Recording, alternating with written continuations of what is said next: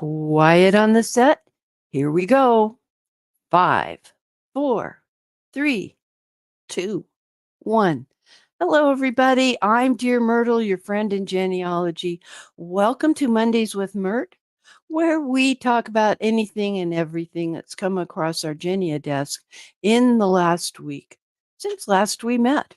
And as a special announcement, I am switching and taking next Monday off and doing a very special AI segment on the 22nd of April when we'd planned to be away.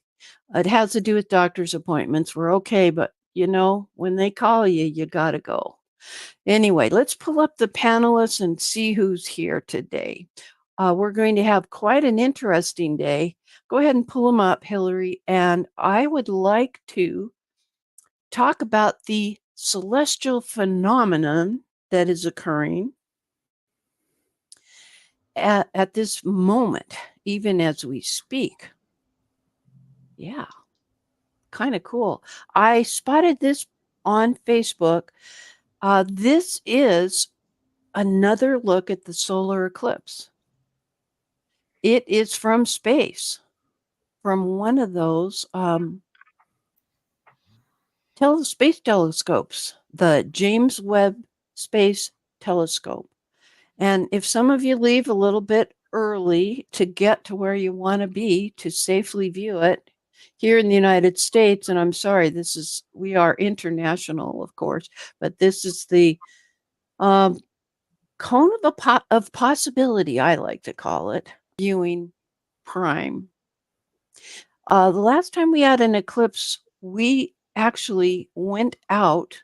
We stepped away from the computer and looked. I took my laptop and did it live, and we were quite amazed. It's quite an interesting experience. So have fun with that, I guess. We're going to find out next who our panelists are. Let me pull them up. There we go. So we've got our man Frank in Germany and our guy Randy in California. Now, Randy, that's a beautiful backdrop, but it's not a solar eclipse, is it? No. No, it's just the moon over San Diego at night. Yeah. Beautiful. And Ellen is here. Ellen, congratulations on your achieving 500 subscribers on your YouTube channel. I love to applaud the work that our panelists do. Hi to Maria. So good to see you there with her fake grand piano. Otherwise, we make you play some opening little jingle for us.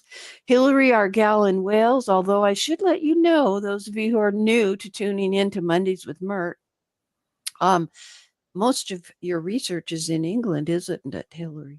Yes, it is. It is. It is. Okay. And then at the bottom of the screen is a guy named Alex, and I would like you to meet him. So let me share my screen and show you why I wanted to speak with him. Talk about ancient documents. Alex Krakowski. Close? Close? Oh, somebody muted him. Sounds good. I did pretty well. Okay. So I have been following along. People that know you and respect you have been sharing your posts over on Facebook. And let me pull them up and we'll talk a little bit about it. I was struck by the fact that look at that record that you just announced. Tell me about this record set, and I'll kind of slide through some of the photos of it. This looks very fragile. Well, how to make long story short? Well, first of all, these scans were made by FamilySearch, not by me. There are a couple of checks for scanning records in Ukraine. This particular collection was scanned by FamilySearch, not us. But not you. Okay. Yeah, no. But what we did when we started scanning, There was nobody else, and we were looking for a platform where to put this properly so it would be easily accessible by any researcher around the world. So we found the Wikisource. It was a very infant project at that moment, and we talked to guys at Wikisource, and we agreed to develop it. So it is now a kind of a project, a centralized system where we put everything, all the records that comes from us, that come from us, come from FamilySearch or whatever. We either load scans there, or either put links to with DGS numbers so people could easily access them. So what happened with this particular collection? It's a huge, enormous collection of more than 4,000 books from the second half of 19th century. These books are priests lists, priest family lists, Orthodox priests. This is huge. This is one of many collections they do scan now. So we communicate with them. We're good friends with them. So our team, our volunteers, kind of underground team.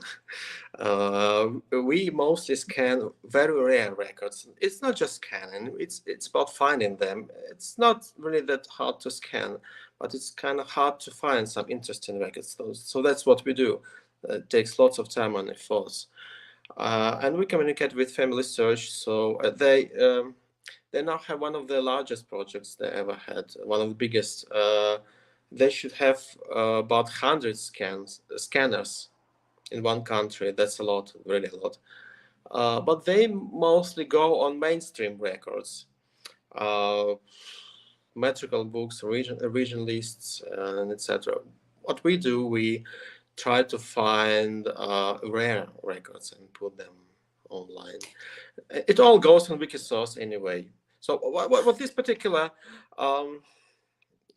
collection, I compiled all the information because the problem is there's still no proper titles for these books.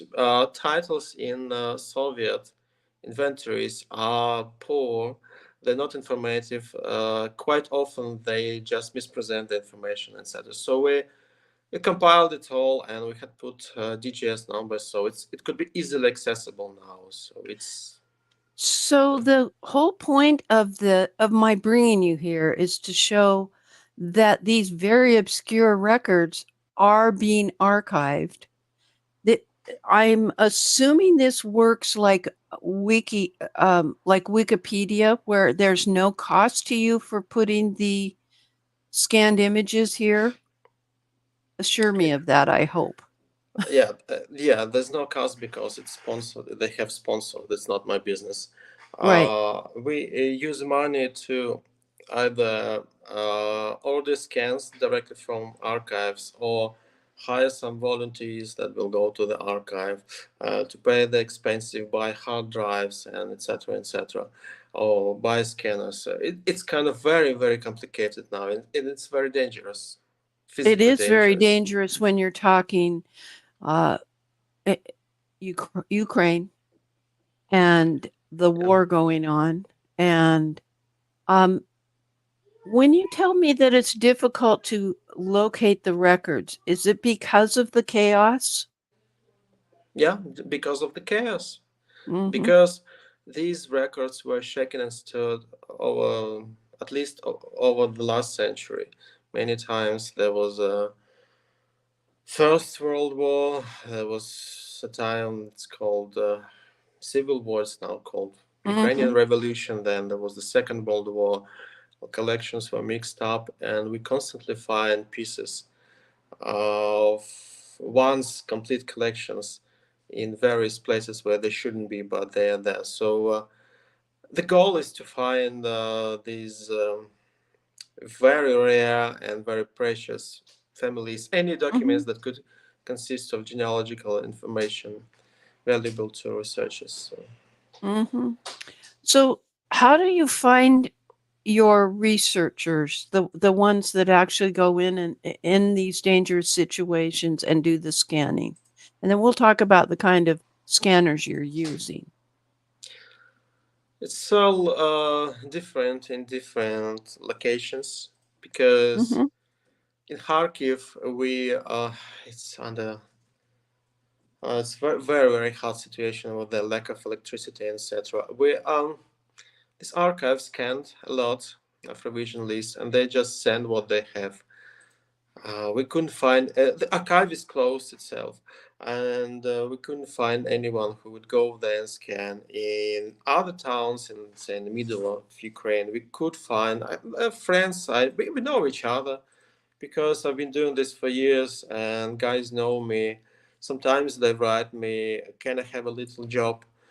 So it will cover my expenses, so I could go to the archive. It's all different because some archives still open, some archives closed. It amazes me that archives in the West Ukraine still close, while in Central they open. So it's all different. Yeah. We think of Ukraine as being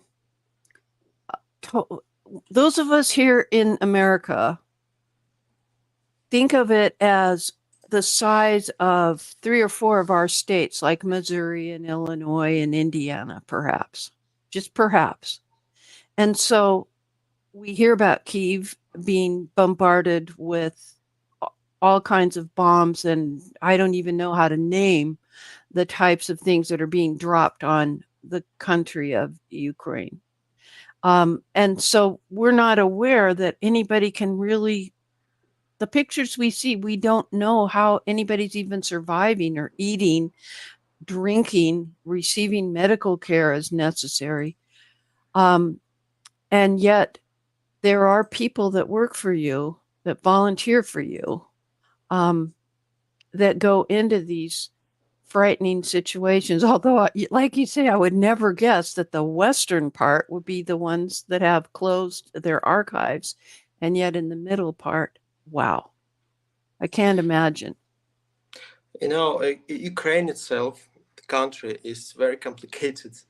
And so there are lots of tensions inside the country. And there are 27 regions plus Crimea. And they're all different. It depends on the director. So if there's a good director, he will try to communicate with people, do whatever possible. If there's a strange director, the archive will be simply closed.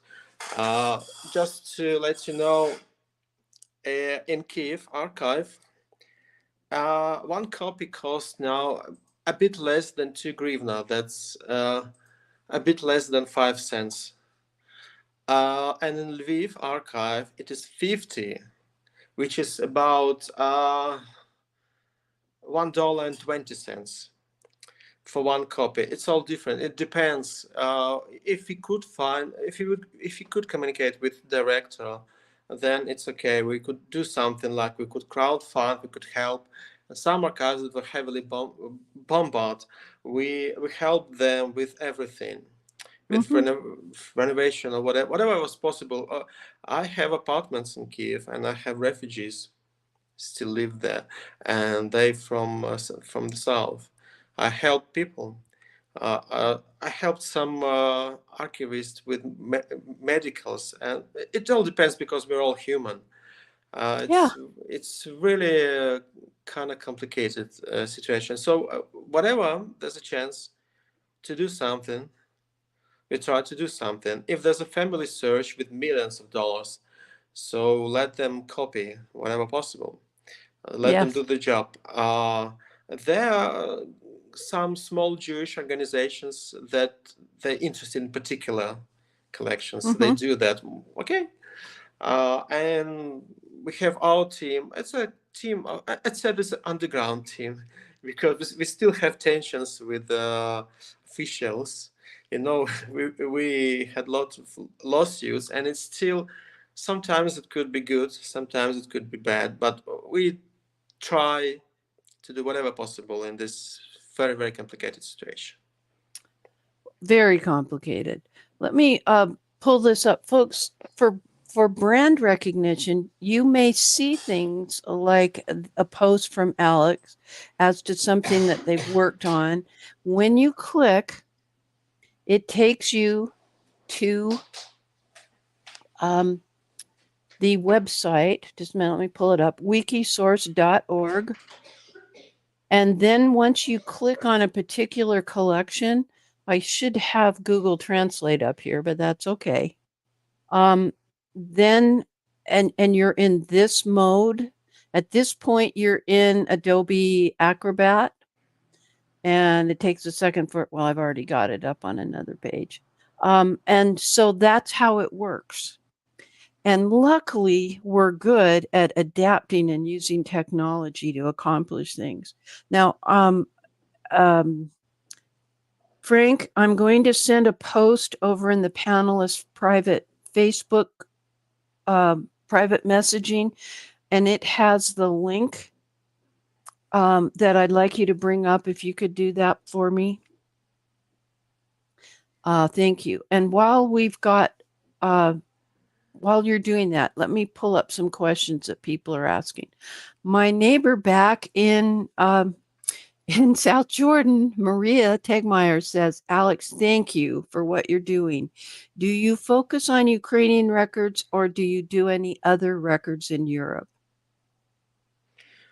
Well, I'm sure there are lots of possibilities to scan records in other countries. So let me concentrate myself on Ukraine. Yeah, that's where your contacts are and where it's very urgent. June also says thank you for your team, to you and your team. Welcome. So I just explained to Frank, there we go. That's not the one I want. Somebody please, I can't get it from my phone. I've copied it. It's in my finger, but it doesn't work to get it on my screen, guys. Send it over. Somebody go to the Facebook private chat and get it. Hillary. Okay. It's all good. So your main page, your main way of communicating with people is through Facebook? It just happened because it's the easiest way at the moment. I don't really have much time, really. And if I post something, it's just I'm a researcher. I've been doing this for about 13 years now, and whenever I see a very interesting document, these are just my thoughts or whatever.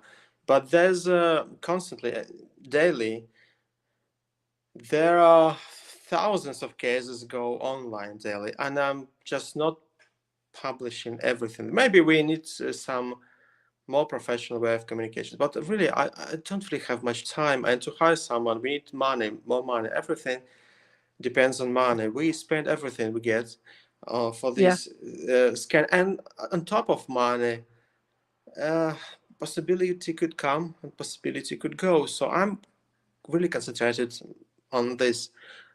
Some volunteers died. Some volunteers just write me letter. I couldn't do this anymore. I'm asking why. Let us pay you extra. It's not about money. It's about military is catching men on the street, and I just have two children, and couldn't go, and etc. There are lots of situations. So and some archives are very friendly, but we couldn't find one who would simply go and copy records. That sounds silly. We have scanners, we have money, we just couldn't find one. So yeah, Facebook is just, I'm not really a Facebook guy, really, because that's okay. I'm not faulting you at all. I'm just trying to know if you had a website or anything like that, because the way I relate to you, I don't have Ukrainian ancestry. The way I relate to you is through Facebook. And my biggest group of people coming to see me are from Facebook. You are quite busy dealing with war, military control, emotions, physical care of people. You're busy. I get it. I'm not faulting you at all. Facebook is just maybe a modern way of communication. So Yeah. I It's just use a way. same thing that other people use. If there will be some other way, we probably would use that. Yeah. Okay. It's not a problem. All right. So, folks, here's what I'm going to bring up so that you can see this. Is this your typical setup where you use a cruise scanner like this? I took this picture 4 or 5 years ago, just when I got a first scanner from Brooke. Yeah. Because at the time we just won the lawsuit, and before that it was impossible to copy anything. So when I got a scanner, I had put it on a table in the archive, and I had brought my laptop. And what you see there, it's 1897 census. I was enormously happy. I was happy. I was in heaven, and I sent her this photograph. So this is this old photograph. And Brooke, yeah, she had set up this page to crowdfund money. I never thought I would do something like that, but she kind of persisted and insisted we should do that. So she crowdfunded and first sent me scanners. Then she sent some other equipment. Then she just simply sent me money to pay volunteers and etc. She's actually my very big companion with this. And Michelle, Yes. actually, Michelle was here in Germany last year. You met her. Yes. Yeah. Michelle had hoped to be here today because she is Legacy Family Tree professional genealogist, researcher in charge of, she's their team leader for Eastern European research. And unfortunately, she couldn't be with it. She planned to, and then just before we went live, I got the text message that she couldn't do it because they're in a training session at work. And that's the thing. I know I'm keeping you from your work, but folks, this is a worthwhile cause. I am amazed. Let me pull up some comments here. Yeah, thank you, Sherry, for bringing that up. For those of you who are willing to contribute or able to, yeah, use the GoFundMe. I think they do keep a certain percentage. But when you have some folks like who've known you longer than I've known you, who recommend you so highly here in the United States, we think of Brooke because she is the driving force behind Reclaim the Records and actually suing the city of New York, etc., to make the public records actually public and available. And yeah, so you come very well recommended. I see if there's any other questions. Okay, Sherry, thank you for sharing the link on the YouTube side with the details. And Ellen, our panelist who's on the out in the wings, the backstage, says, I'm working with someone on their Ukrainian genealogy, so this is something she needs to explore. And let's see. I'm Betty Lou says, I'm so glad those with the time, technology, and access to records are doing things like this. Yeah, this is interesting from our friend Louis Kessler up north of me here, well, slightly north in Canada, though. One of the collections Alex is currently working on are Jewish records from Odessa. Haven't found them yet, but I'm hoping I'll find my stepfather's birth and marriage record.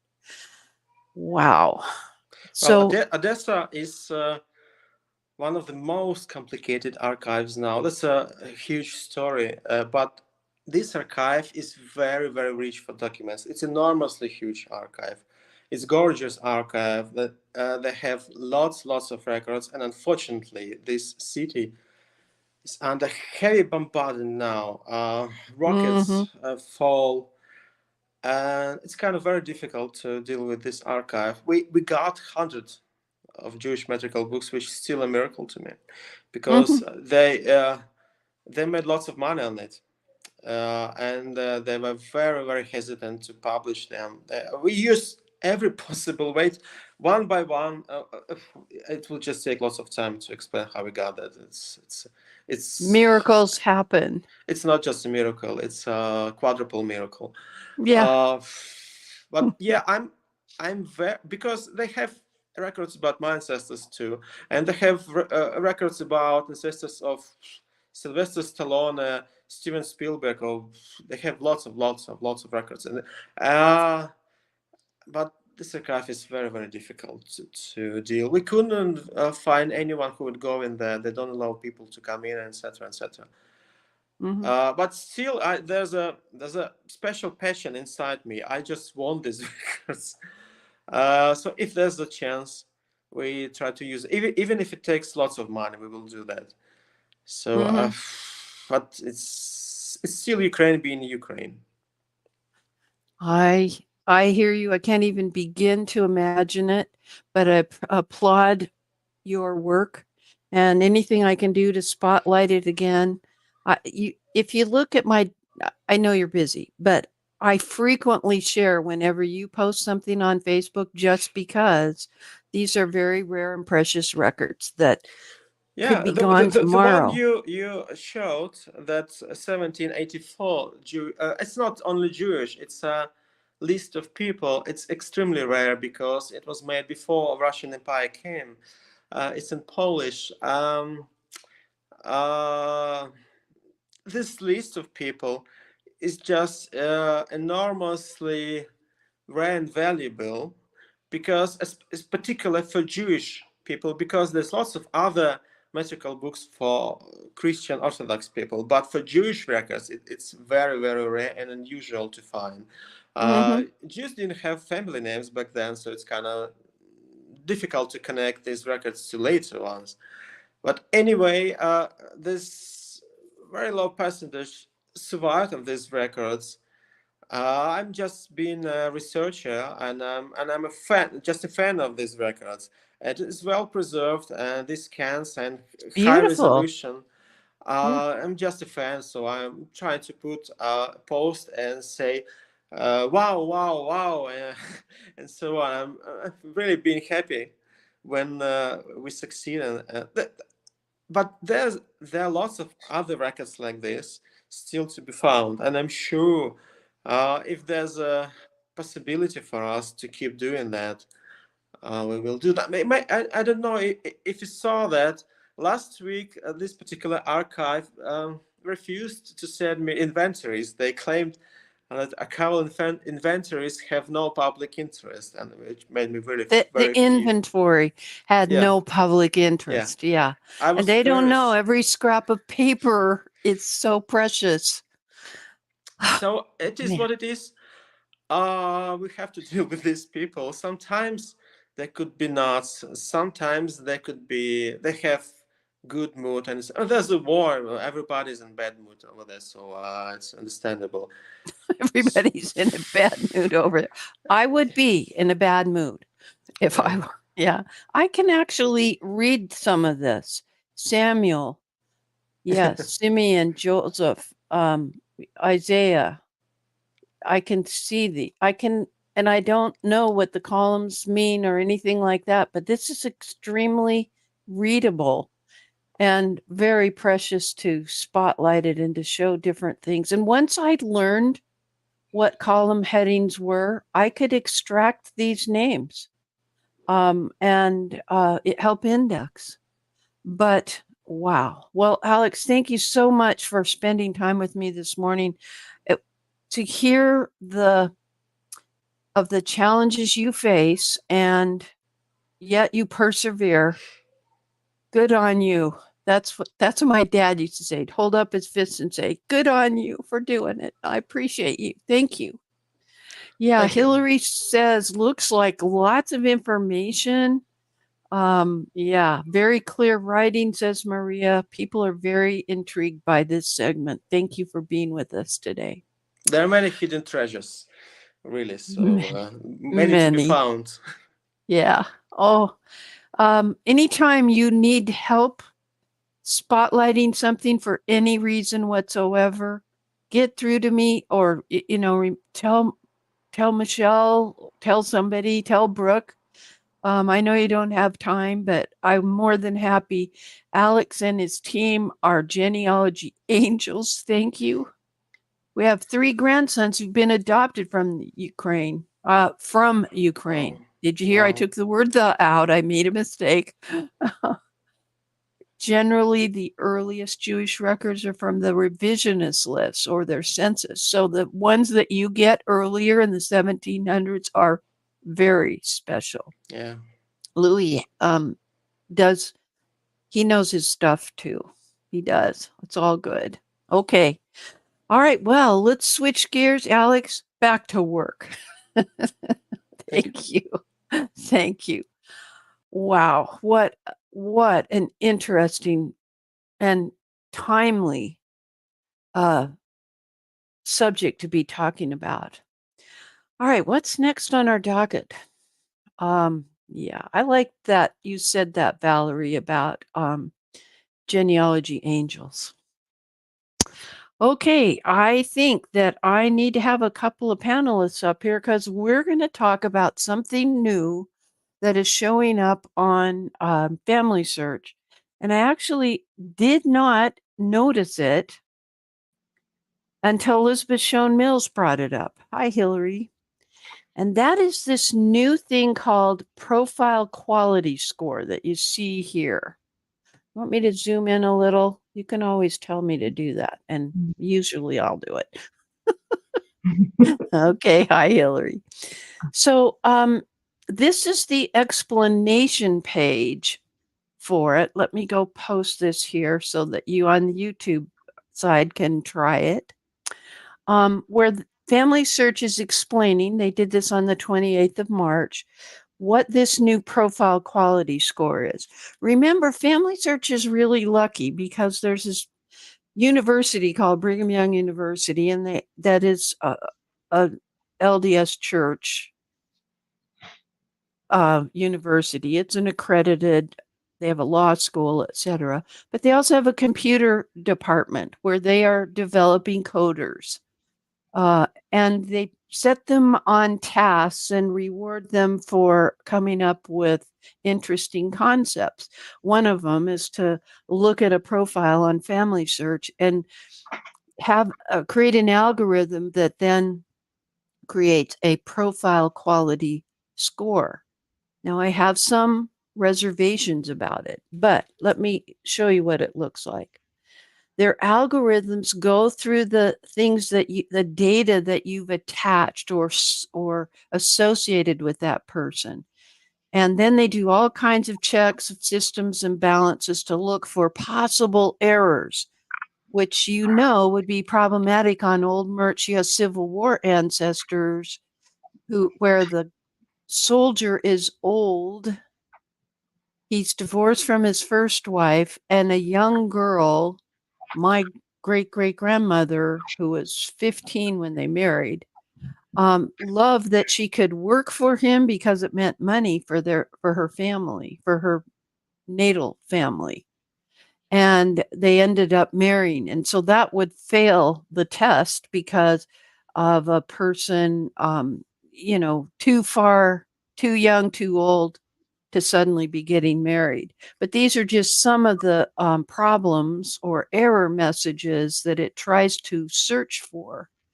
And then when it's not available, and I had some on Mr. Myrt's side that were not available when I went to look just this morning getting ready.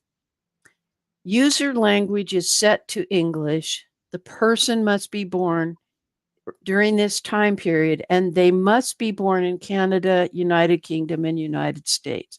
Well, that makes sense because they're just experimenting with this.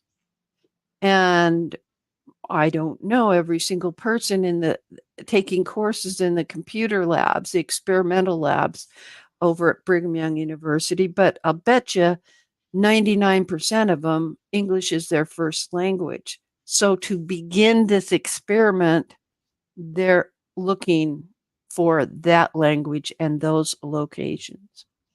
Yeah, you have to turn it on by clicking this enable experiment. but you can also go back and disable it if it bugs you. And there's some more explanations there. But let me pull up. And the reason Mr. Myrt's folks didn't work is that we immediately jumped back a couple of generations to get him off the screen for right to privacy. And you will find that Mr. Myrt's ancestors are from Sweden or Norway. And then there is that Neanderthal. I think it's 1%. Anyway, here's my maternal grandfather, born in the US, etc. His profile quality score is high. Now, Froman is a well-researched line, and almost everything here, including, I keep correcting his name because that's how he spelled it, not the normal way. Simpson, his middle name. These are things that I've added over the years. The only source for his death that I have found so far is his Social Security death index. I don't think I have anything more because I haven't looked at it for a while. But when you see, I found him in the US Census. So again, that's an English language data set. And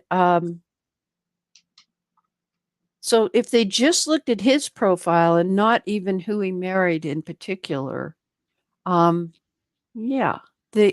he would qualify as being English language data sets, multiple data sets. What's happening with your experience, Hillary? Yours is English, but not United States or Canada, right? Wait, you have some people over here, don't you? I do have some over there. I've certainly got the ones I've been working on recently. Most of them have come up with these profile quality score because I turned the labs on. So so I've got them on there.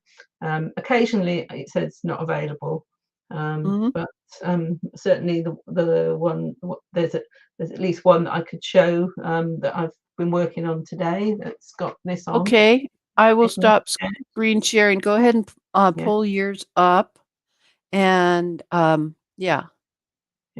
this person who's distantly related to my husband, he was born in 1884, and in the time period, and in UK, which was allowed. Yeah, and he's come up with a high score because I've been adding some records to him. He's got a couple two census records there, a marriage registration. For him and his wife, and he's got his death registration there as well. So he's got things for several of his main events really. The ones that I can add. I think I've actually got a bit more information than that, but some of it is stuff that I've got on other websites that I can't add in. So. I hear you. Yeah. So Ellen in the wings is saying she hadn't seen this, so she's enabled it. So Ellen, I'm not totally familiar with your ancestry. Your people are basically from where? Your grandparents, great-grandparents? Canada and the UK. Okay, so this is right up your alley then. Well, it'll be interesting for us to watch this. I think it will make you want to maybe enhance your people in your family tree, right? To give you some, to have you look at right in the top part of your screen, that if you see an ancestor who is coming up as poor, then it's above the fold. Remember when we took paper newspapers and they said the most important things had to be above the fold of that newspaper? This is above the fold. But it doesn't mean it's correct, does it? No. And that's the part that Elizabeth was concerned about. Randy, come on up, Randy. Let's get you up on the stage. So I think you added him and I just subtracted him. Thank you. There you are. So, Yeah. Randy, tell us about your ancestry and have you fiddled with this much? I have. I saw it when it was presented at Roots Tech, Mm-hmm. and immediately went and did it, and noticed that all of my ancestors, at least, who qualified with the years and whatever, Mm-hmm.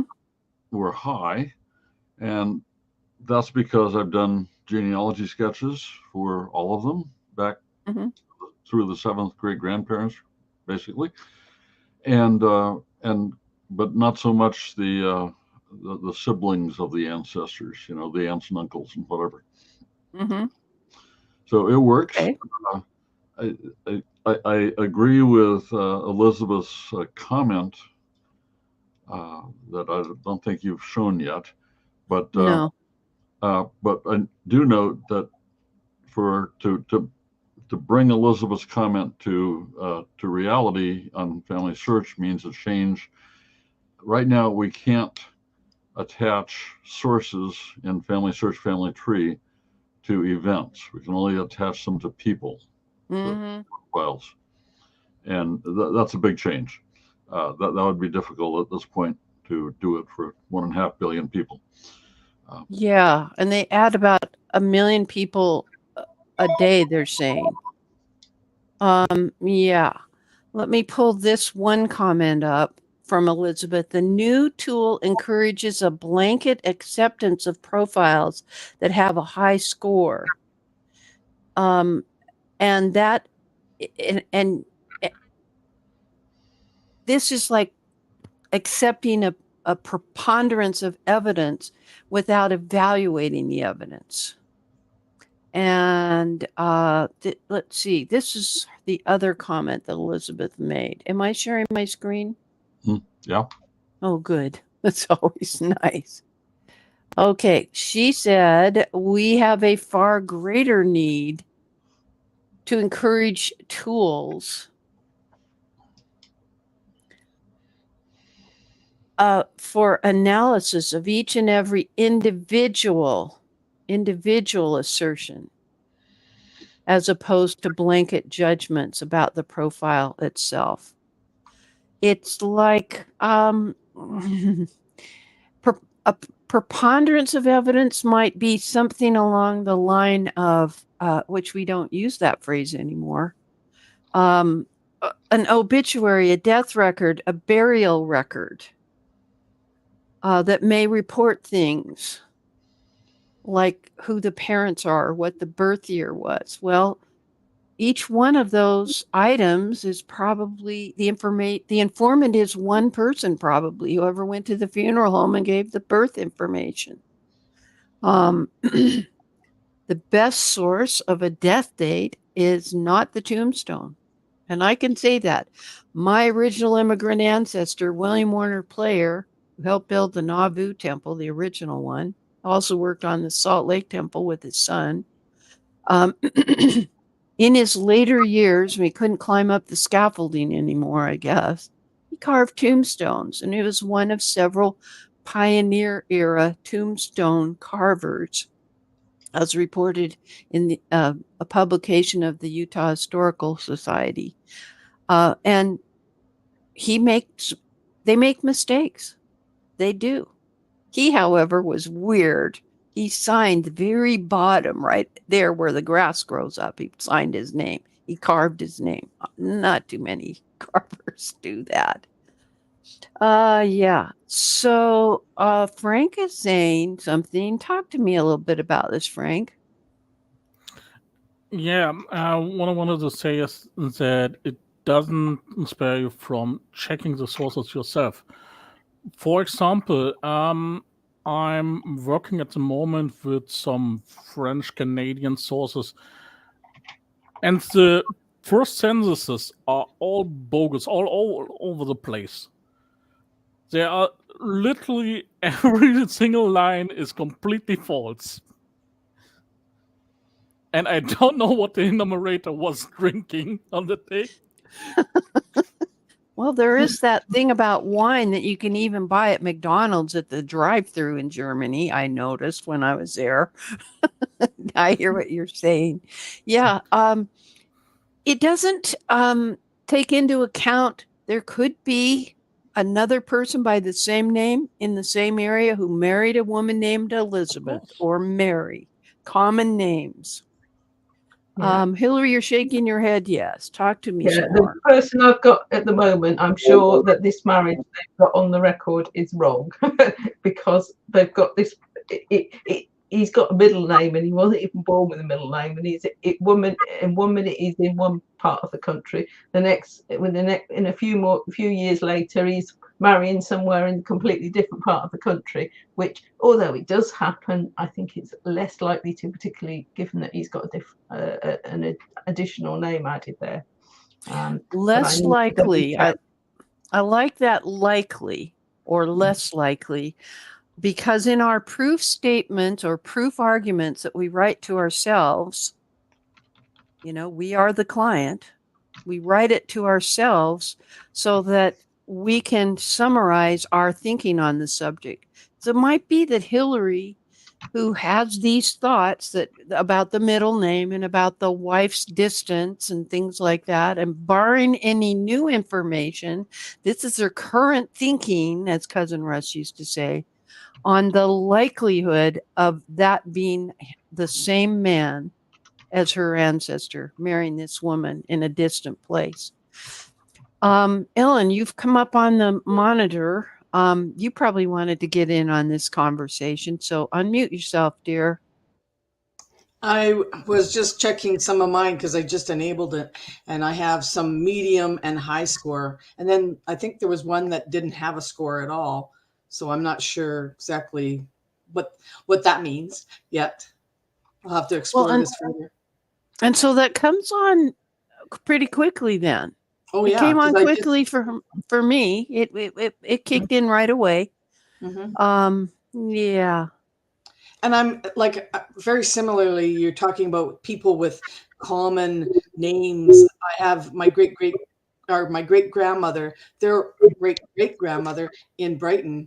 There was 3 people born in the same year with the same name. And, so it gets complicated when you're trying to follow those people.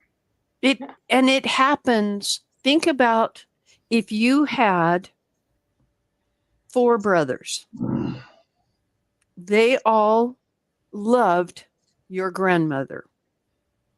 These 4 brothers get married and they name somebody after that grandmother. And then all the children that are being named are in that same, think about it. Period. Those babies are being born in the same time period with few exceptions. Like all of my grandchildren, except for the not so little redheaded girl, are born within a few years of each other. She just happened to be a miracle baby that we hoped would happen. And so there's quite a difference. A senior in high school is the next oldest, the next oldest grandchild to the little redheaded girl who's turning 13. So she's in middle school.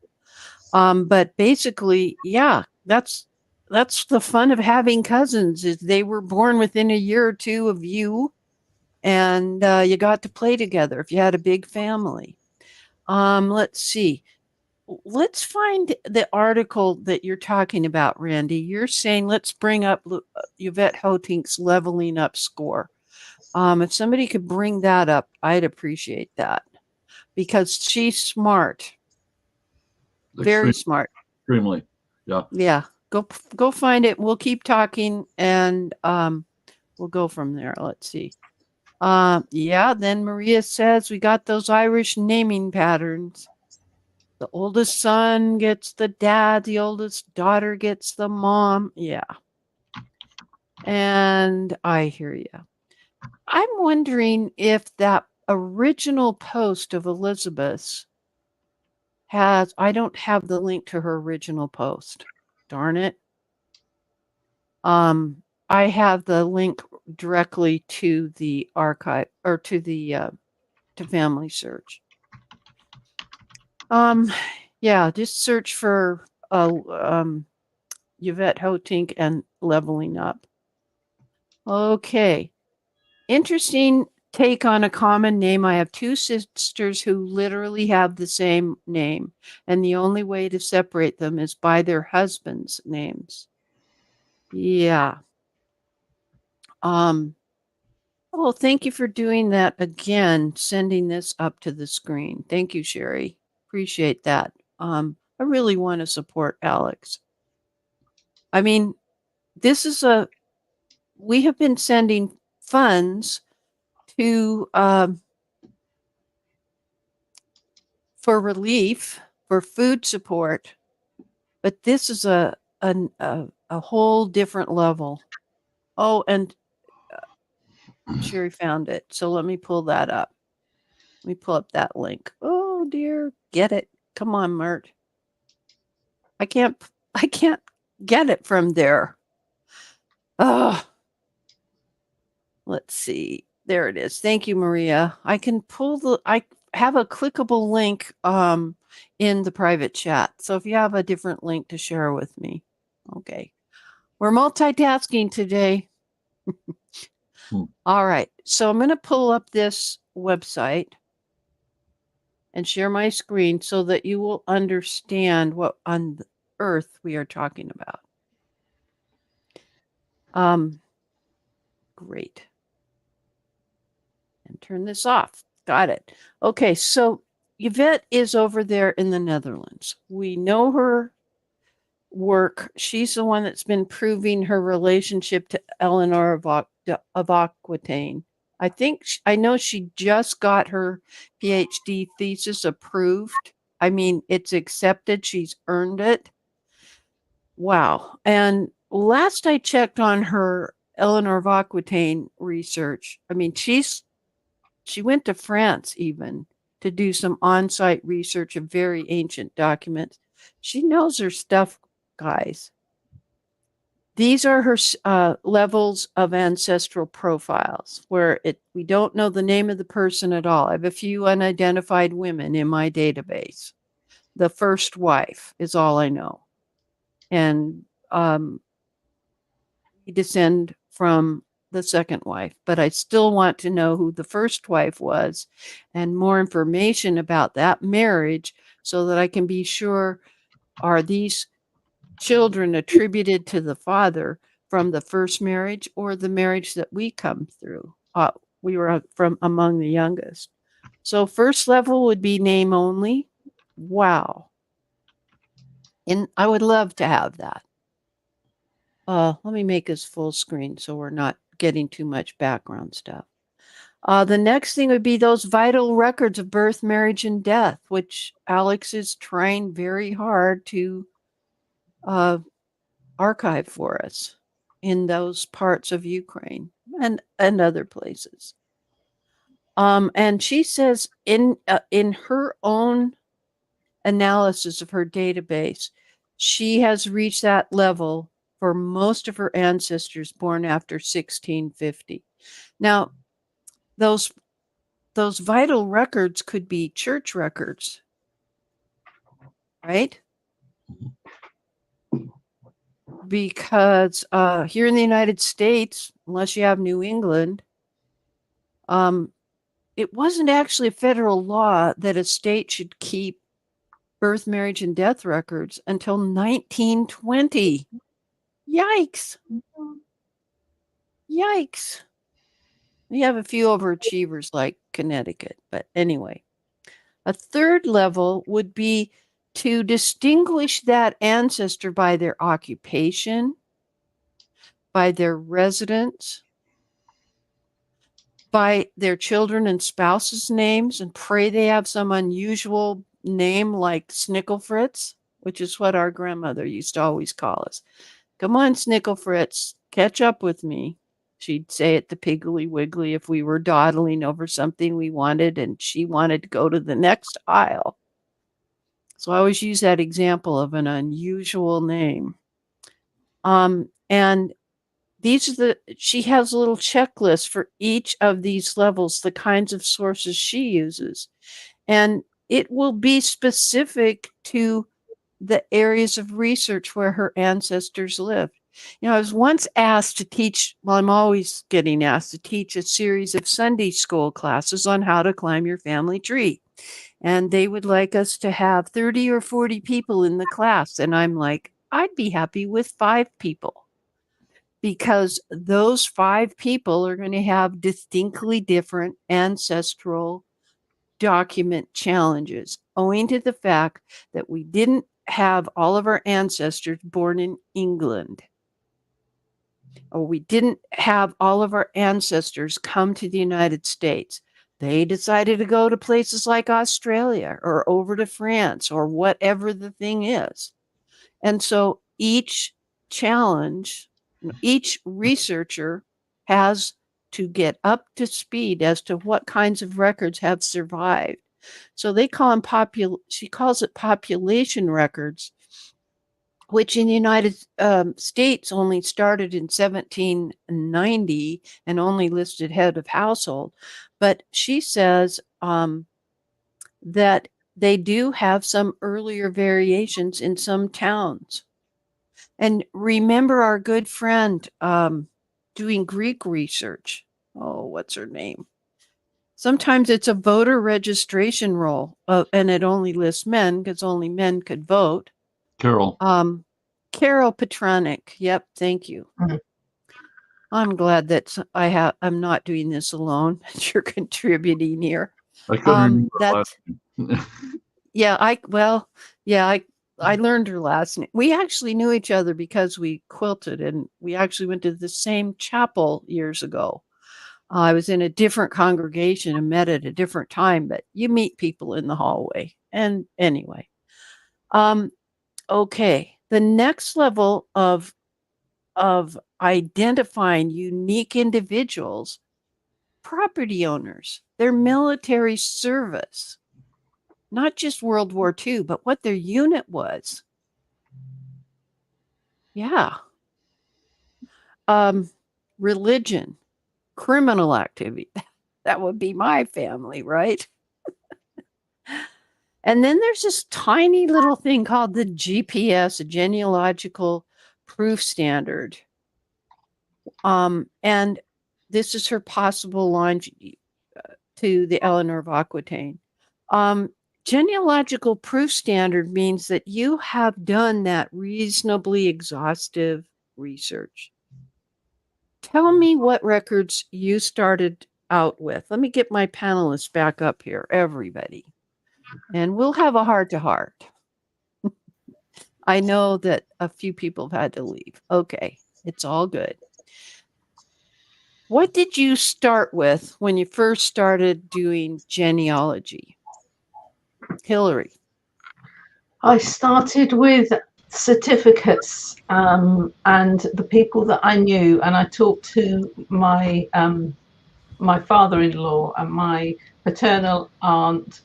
I couldn't speak to my parents. Well, one of them had passed away, and the other one wasn't able to tell me a lot. And I spoke to their siblings and things to see what they knew, and tried to look for photographs and looked at photographs and things to see who was in the family.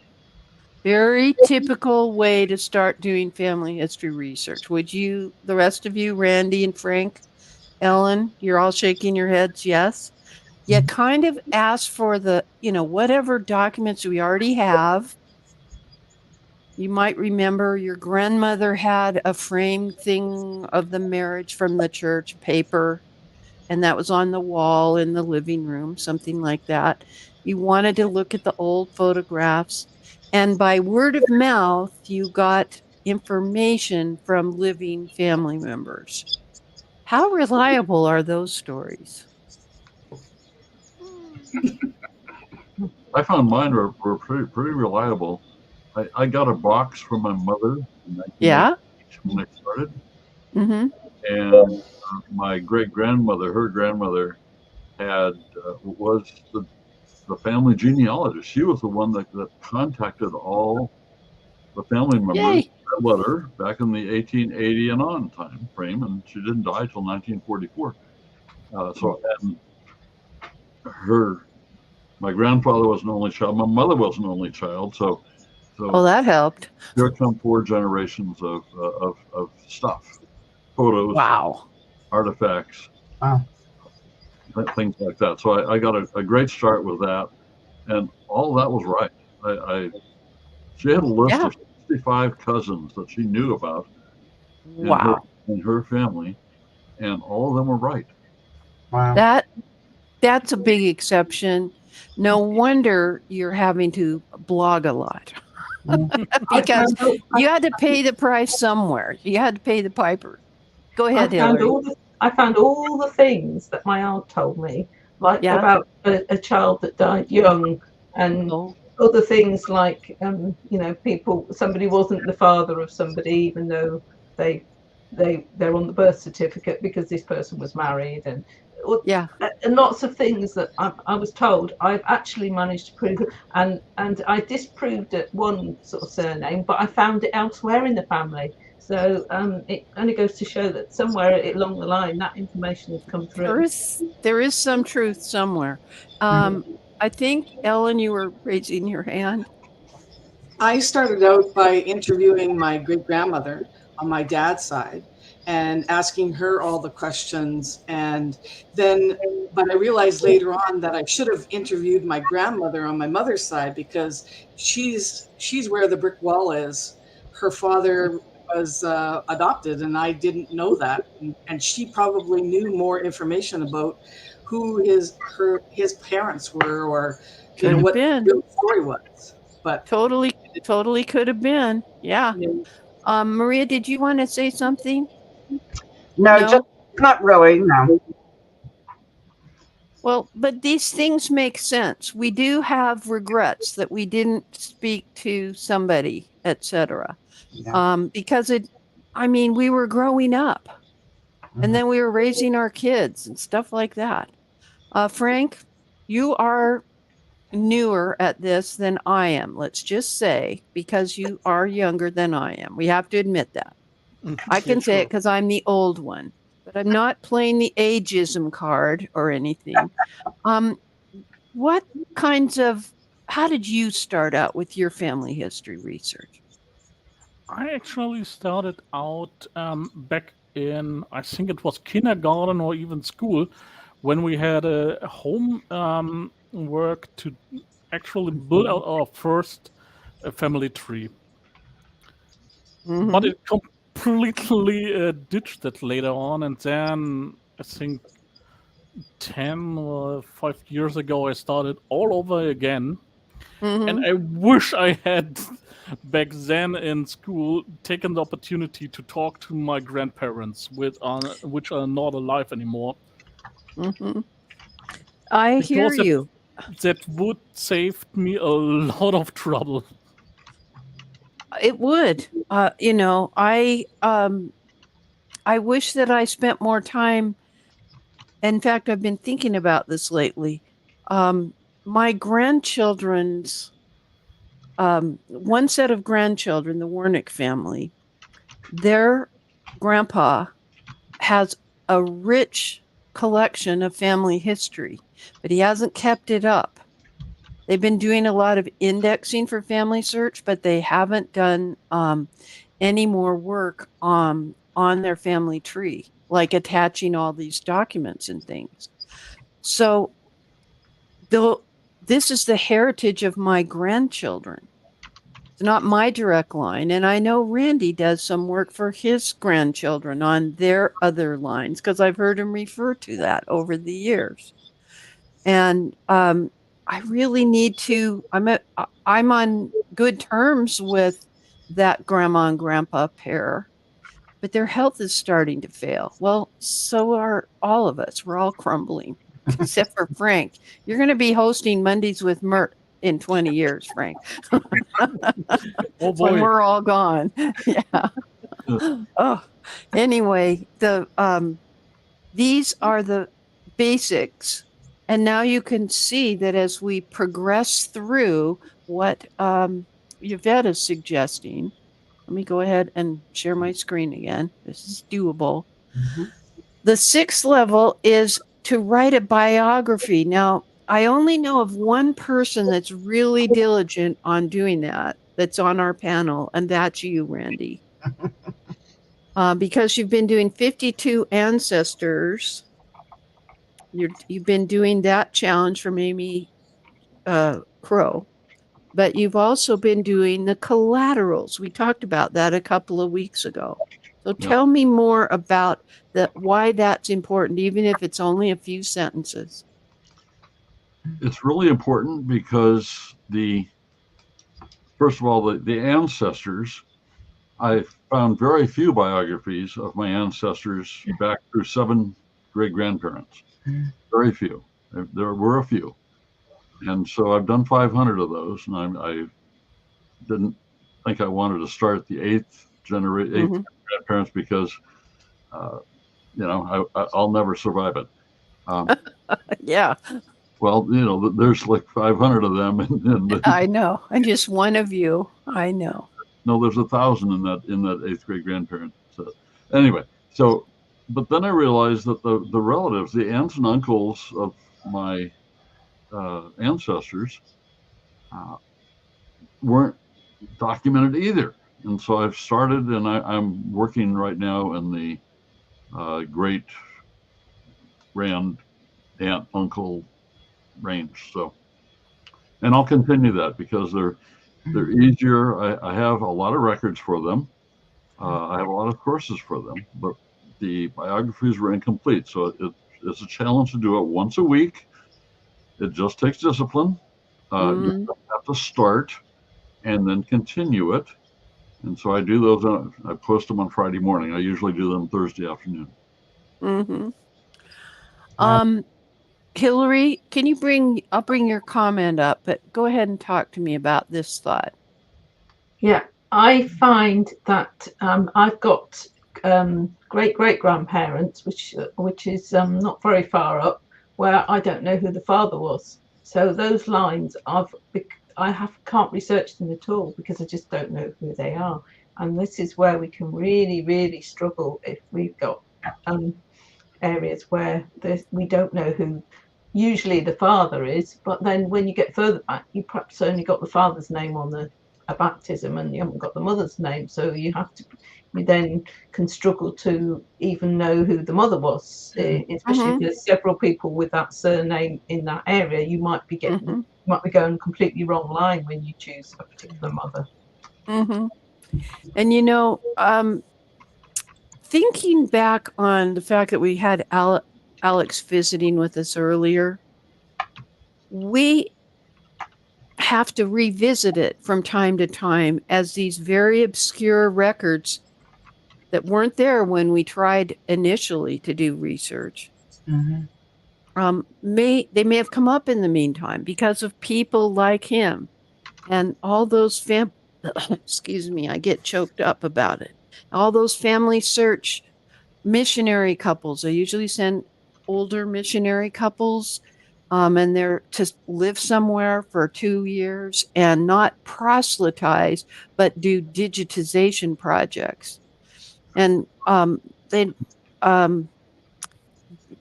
bring the equipment, and the FamilySearch has already arranged with that archive or church in question that certain group of records will get digitized. And every night it's sent through the internet, unless you're in the middle of a war zone like Ukraine. And then it's immediately available the next day on FamilySearch.org in the part that is unindexed, where you're just looking at a record set by title and place and time period, and hope that if you click through page by page, you may find something about an ancestor. And remember that priority is to do an index. Because if they never get to the full record set, which is voluminous, the index lets you know that there's something on that person in this time period that's available. Let's see. Let's see. Randy, back to your topic about the biographies that Yvette is suggesting. I'm pushing one of the fledgling family historians here on Guimas Island into creating a blog for exactly the reason you mentioned, that Google searches, Google and other search engines spider a blog. Every word, they become every word searchable. Her original plan was to publish a book, but the internet is our book, our de facto book nowadays. And to put them in bite-sized biographies, like Randy says, I couldn't do all 1,000 of the 8th generation. Just one thing at a time. If you did one blog post about one ancestor a week, that's a whole concept behind Amy Crow's 52 Ancestors challenge. You'll have 52 of your ancestors' bios up there already spidered. Now, Randy happens to do you still use Blogger? I think you do. And Yeah. Blogger is a Google property. So I used to set an alert. I used to do my blog, be a very prolific blogger, but Randy has so far eclipsed all of us. Now I do video blogging. Anyway, the fact that Google owns it, I would notice that if I published a blog post and it had the unique word Dear Myrtle, and I'd already set a Google alert for Dear Myrtle, within 3 minutes, I was getting a Google alert popping up on my phone. That's how quickly it would spider. And you don't know who those distant relatives are. And you don't know if they spell the name Elijah or Eliza or how they spell it with a Z or an S or whatever it is, or they miss the middle name and it's first and last. By your having a blog post about an ancestor, that makes it easier for people to find. Put in the location, alternate spellings that you've run across, and why you chose this one. Okay, there's a whole paragraph just on the name right there. That kind of a thing. Putting them on FamilySearch Family Tree is interesting. Talk to me about that, Randy. Why? Because a lot of people complain about the FamilySearch Family Tree. I like your thoughts on it. Any profile in FamilySearch Family Tree can have a life sketch, like a biography. So I take my blog post and copy the notes, which have source citations attached to them, and then I also copy the sources that I use and post them in the life sketch. Very few profiles on FamilySearch Family Tree have a life sketch. Some people will have a list of facts, events, but rarely do I find something similar to what I'm putting on there. Now, I'm not very creative in terms of, I'm not a wordsmith really. I rely upon records and what they say and what they tell me. I try to interpret them, but I don't have a flowery obituary type thing for any of my folks, pretty much. I put the obituaries that I find in the biography I write, more of a genealogical sketch as opposed to a biography, because you don't know what they did every day. You're lucky if you find out what they did every 10 years. And before censuses, you're lucky you find out, they went in church and put the baptisms of their babies in the church and the records and things like that. If you can find the record. So if you can find it. It's a challenge. Yeah. If you can find it. All right. I need you to help me. I'm going to, here's my Lowell Simpson. Mm-hmm. And I don't know where you put the life sketch. Okay, I'm on details. Go to details. Yes. And scroll all the way down to the bottom. It used to be right up front. It used to be the first thing. Okay, just a second. Keep going. Yeah. All right, just a all the way second. down. Oh, right there. Brief life history. You get 10,000 characters. And so when I have Okay. 10,000 characters, I just put the biography, and then I put notes under collaborate for more details, like transcription of a probate record or land record or something. Mm-hmm. And then do you select the option to publish it in their brief life history to publish this to the about page? Yeah. Okay, yeah. good. I'll put something in there, and then now I've been saying for a transcription of the probate record, please, see the note. Okay, so that's pretty cool. Yeah. All right, I didn't know about that. And I have a lot of notes for about the first through my great grandparents. Mm-hmm. And so I am likely to start doing that. I'm likely to do that. The reach of FamilySearch. Let me ask you about that, Randy. Yeah, there's like 1.5 billion profiles already in FamilySearch Family Tree, connected, by relationships to parents and children, etc. We don't know how right everyone is. My guess is that 95 to 99% of the profiles are at least in relationship terms, are correct. Because a wide swath of hundreds of thousands, or if not millions, of people have put them out there.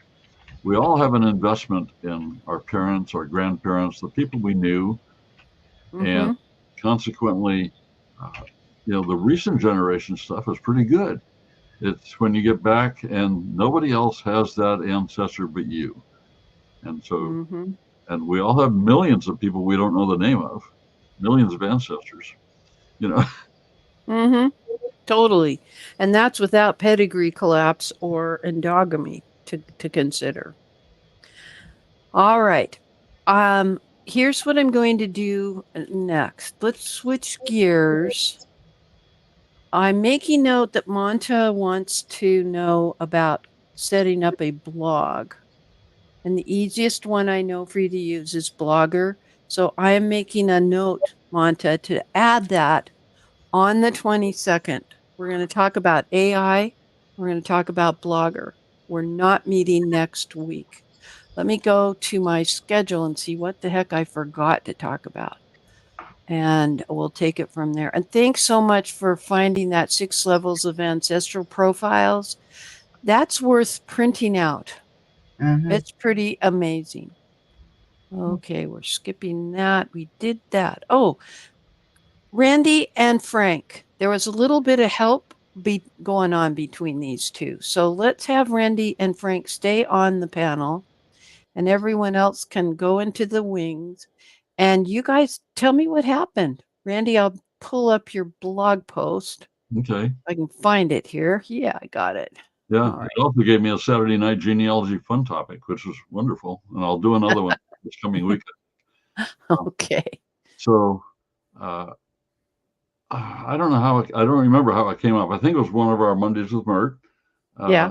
And I mentioned that I hadn't really found German ancestors for my folks and for my wife's folks in any great regard. I had one or two. I knew where they were born, and where the records I could find said they were born. And so Frank says, "Well, do you want me to look for some of these?" I said, "Look for my wife's, because she has folks who came in the 1800s. All of mine came before 1800." And so I started getting a deluge of messages from Frank. Yeah. So if you scroll down, Yeah. I made this the challenge for the week, and 4 or 5 people have contributed, which is good. So one of the persons was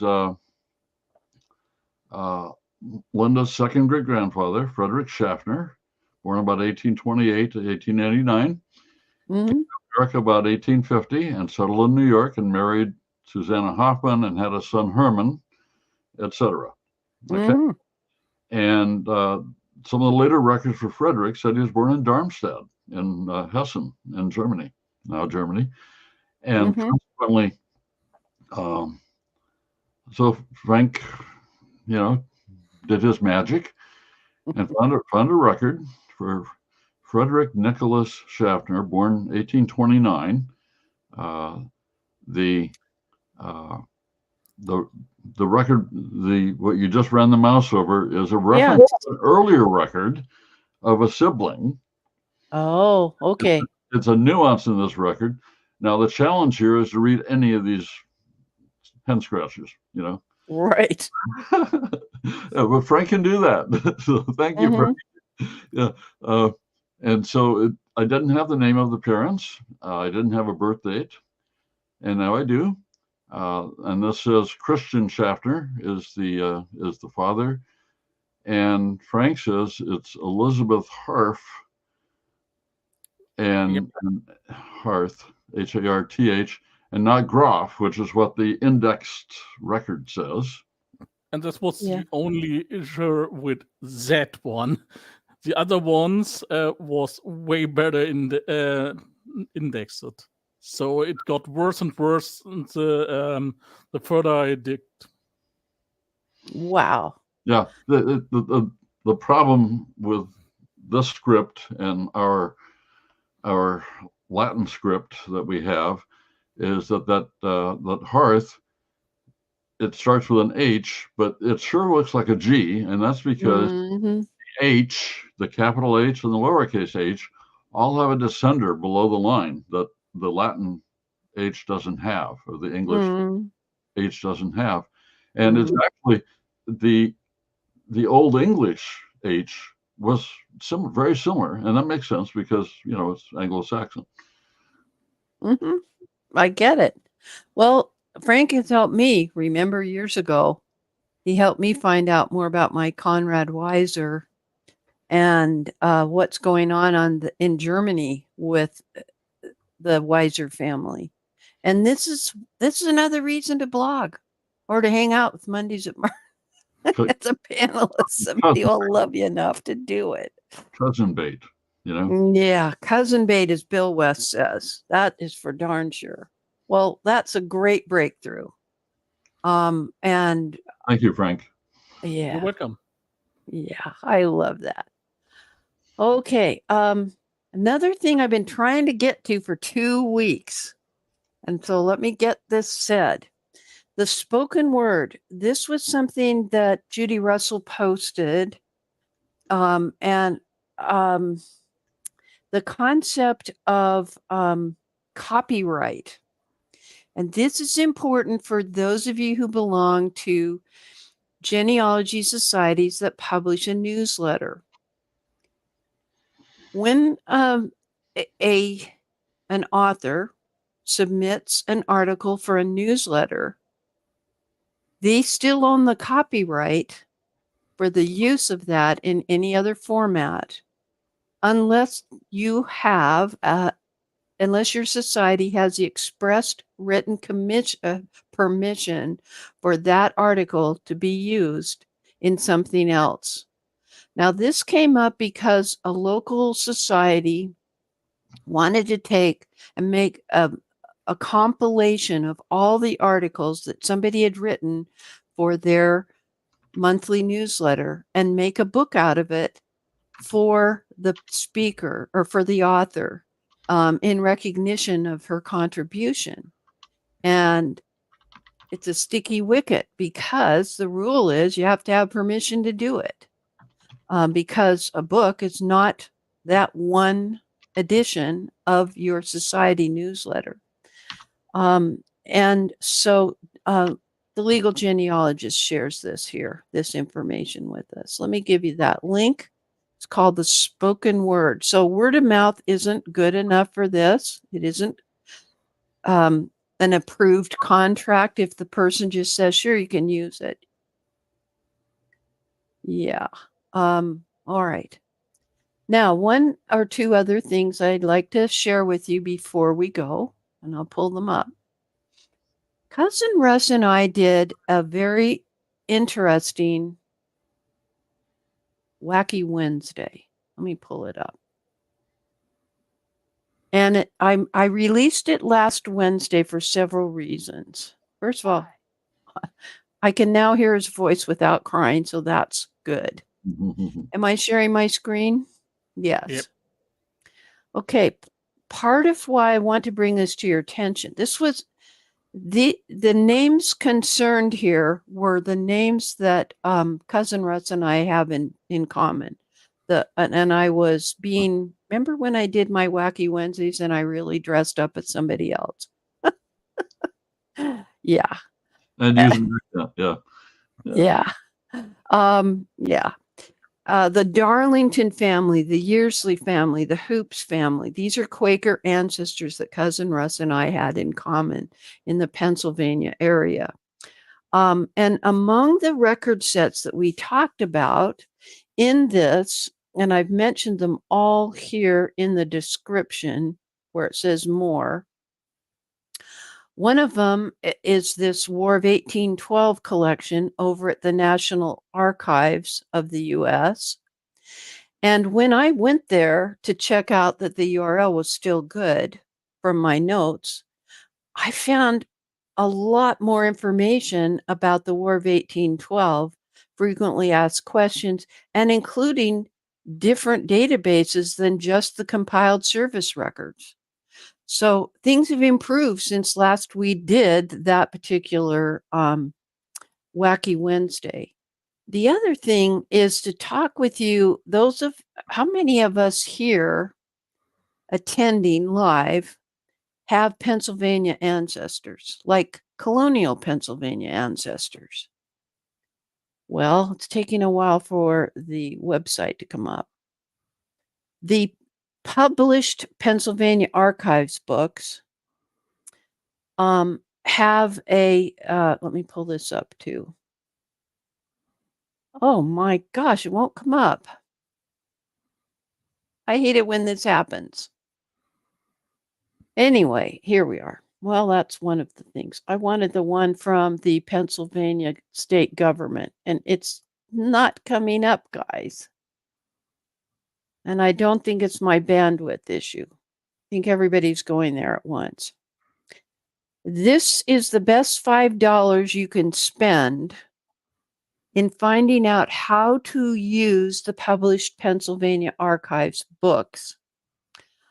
Christina Oppenheimer, Crawford-Oppenheimer, wrote this, and what she did was an analysis of each of the volumes in each series. And she's recommending that you start doing your colonial, your provincial Pennsylvania research in series 6, 7, and 8. And each one of those series has multiple volumes. It takes up about 10 or 12 times 2, 12 running feet times, that's about 24 running shelf feet of space, these books. And not every library has them. However, they are available online. And when Cousin Russ brought up something in this video, Wacky Wednesday, I recognized it as having come from that book, from one of those books. And this is the description from the state of Pennsylvania. So let me give you these links. They're there under the Wacky Wednesday as well, where they talk about the colonial records are in volume 1. Let me zoom in a little. 16 volumes, covers very early things of the provincial counts, the minutes, etc. And then what they now call first series, etc. Here's the third series, 26 volumes. This explains a general overview of what's there. Like the sixth series has the printing of military rolls from the Revolution to the War of 1812, including militia rolls. Now, why am I having you look this stuff up in a book if you have ancestors that might be in this early time period? Because the original records, as I've described in the Wacky Wednesday video, were beginning to become disheveled and rearranged because they were loose papers in folios. And you'll see this. I've seen this in the South Carolina archives, or well, not actually in their archives. Their paper is across town in the South Carolina University Library. And they're just loose papers. They're not bound volumes like those that you run into when you go to a courthouse and you're looking at land records for the late 1800s. Frank, you want to say something there? Even if papers might be bound, it could be simply due to the age that they crumble away. Then that was the other reason why in 1820, the Secretary of the State of Pennsylvania said, we have to publish these because they were crumbling. And so even the Daughters of the American Revolution, who has much more stringent rules about original documents, will accept evidence from of military service for the Revolutionary War and the War of 1812 in the published books. Yes, these are available online in several places, including HathiTrust. And they're free.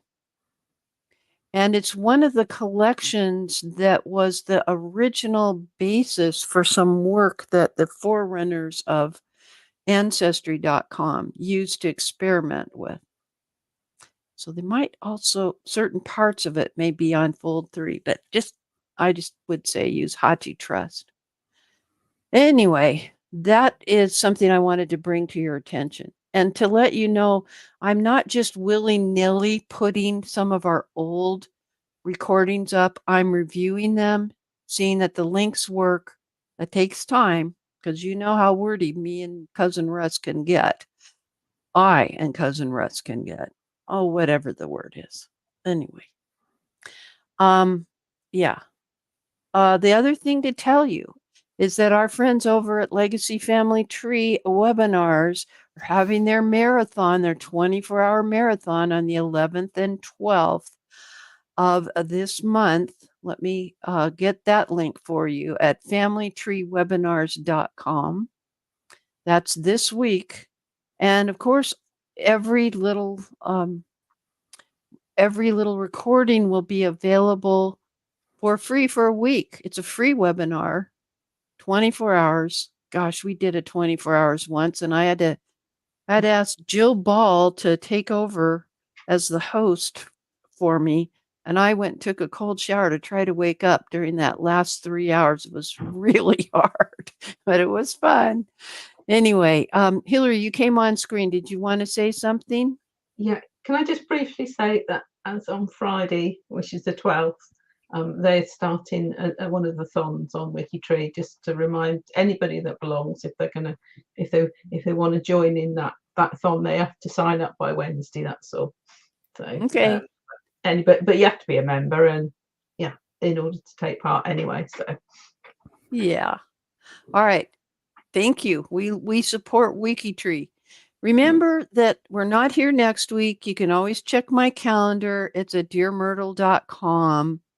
Also, a lot of people ask, is this being archived? Yes, it's automatically recorded and it's on this same channel. here. I don't have to wait for Zoom to render it and then upload it and everything else. Let's see. I really want to thank my friend Michael Daniels. Whenever I have tech support issues, I go and speak with him. Cousin Russ took me dragging and screaming into his fun thing called Friday Live Game Shows on Friday nights, but I love it. Another person that's helped me and is part of our tech group that's behind me, behind the screen here. Bill Graham, he does a show of Wheel of Fun, like Wheel of Fortune, on Sundays, Eastern time. And then another friend that's part of that group, and I just want to give a shout out to all of them because they've been such a support to me after Cousin Russ passed away, and I would barely venture out sometimes to some of our private meetings, but not much. Roxanne lives with epileptic seizures, and she has a whole YouTube channel about that and interviews people in the different ways that manifests. But I do appreciate these people in particular, and I wanted you to know about them. Anything left to say before we go? I think we actually got to almost all the topics. Wow. All right. Well, folks, there's nothing left to say, but I'm Dear Myrtle, your not so retired friend in genealogy. Happy family tree climbing, everybody. That's a wrap.